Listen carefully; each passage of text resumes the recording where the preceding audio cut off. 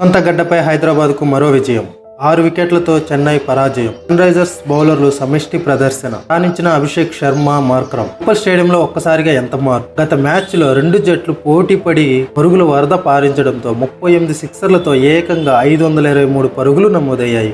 కానీ ఇప్పుడు చెన్నై ఒక్కో పరుగు కోసం శ్రమించింది. అసలు మెరుపులు, భారీ షాట్లు లేకుండా సాధారణ స్కోరుకే పరిమితమైంది. గత మ్యాచ్లో ఆడింది కాకుండా మరో పిచ్పై ఈ మ్యాచ్ జరిగిందా అన్నట్టుగా పిచ్ కంటే కూడా సన్ రైజర్స్ బౌలర్లు ప్రభావం చూపించి ప్రత్యర్థిని కట్టడి చేశారు. నియంత్రణతో కూడిన తమ చక్కటి బౌలింగ్తో సన్ రైజర్స్ ఒకప్పటి తమ బలాన్ని మళ్లీ గుర్తుకు తెచ్చింది. అనంతరం లక్ష్యాన్ని ఛేదించడంలో హైదరాబాద్కు ఇబ్బంది ఎదురు కాలేదు. అభిషేక్ శర్మ బలమైన పునాది వేశాక మార్క్రమ్ బ్యాటింగ్ జట్టును విజయం దిశగా నడిపించింది.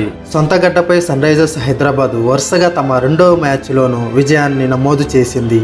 తొలి పోరులో మెరుపు బ్యాటింగ్తో మ్యాచ్ను శాసించిన జట్టు ఇప్పుడు బౌలింగ్ బలంతో తమ ఖాతాలో మరో గెలుపు వేసుకుంది. శుక్రవారం ఉప్పల్ స్టేడియంలో జరిగిన మ్యాచ్లో రైజర్స్ 6 వికెట్ల తేడాతో డిఫెండింగ్ ఛాంపియన్ చెన్నై సూపర్ కింగ్స్ను ఓడించింది.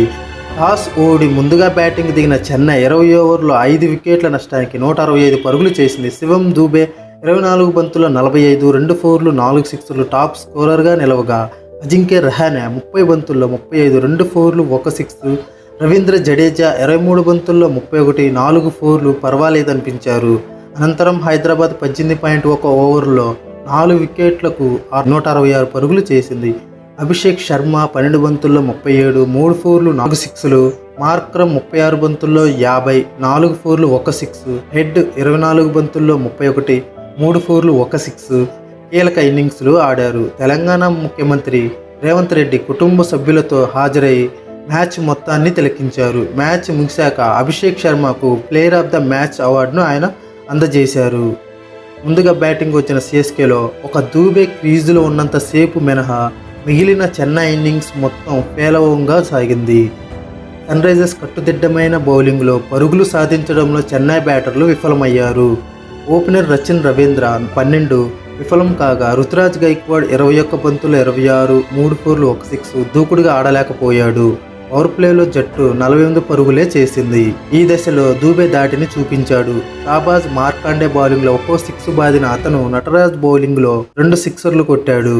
దూబే, రహానా 8 పరుగుల వ్యవధిలో వెనుదిరిగాక స్కోరు వేగం మరింత తగ్గింది. తర్వాత బ్యాటింగ్ వచ్చిన ఎస్ఆర్హెచ్లో ఓపెనర్ అభిషేక్ శర్మ మెరుపు బ్యాటింగ్తో రైజర్స్కు ఘనారామం అందించాడు. తను చెలరేగుతుంటే హెడ్ ప్రేక్షక పాత్రకే పరిమితమయ్యాడు. ముఖేష్ వేసిన ఇన్నింగ్స్ 2వ ఓవర్లో అభిషేక్ 3 సిక్సర్లు, 2 ఫోర్లు బాదటంతో మొత్తం 27 పరుగులు వచ్చాయి.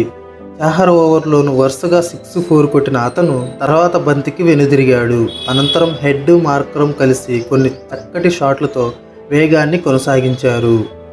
6 ఓవర్లు ముగిసేసరికి స్కోరు 78 పరుగులకు చేరింది. హెడ్ తీక్షణ వెనక్కి పంపగా 35 బంతుల అర్ధ సెంచరీ పూర్తి చేసుకున్న వెంటనే మార్క్రమ్ పెవిలియన్ చేరాడు. ఈ దశలో 36 బంతుల్లో 34 పరుగులే చేయాల్సి ఉండటంతో హైదరాబాద్ అలవోకంగా లక్ష్యం ఛేదించింది. ఆంధ్ర ఆటగాడు నితీష్ కుమార్ రెడ్డి 14 నాటౌట్, మరో 11 బంతులు మిగిలి ఉండగానే సిక్సర్తో మ్యాచ్ను ముగించాడు.